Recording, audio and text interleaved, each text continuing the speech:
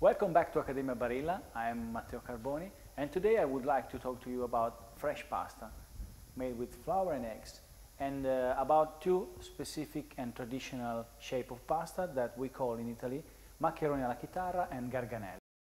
We start preparing the yellow pasta dough that is typical for all the fresh pasta. We need 100 grams of flour or 3 ounces for each egg that we are going to use. First we make a well in the flour, a bit wide, and then we start breaking the eggs into the center of the well.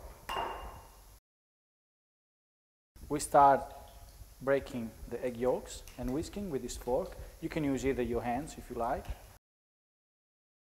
Add a pinch of salt and 1 or 2 tablespoons of extra virgin olive oil.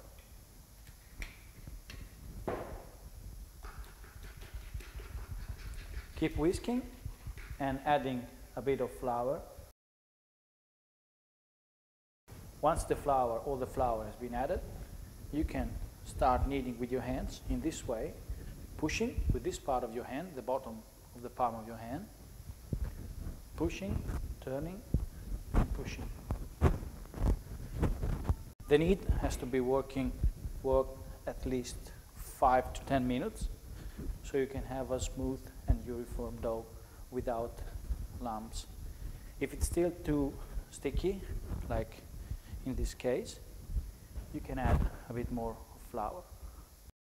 And my advice is to start with a bit less of flour per egg, like less than 3 ounces or less than 100 grams, because it will be easy for you to add the flour at the end if the dough will be too sticky.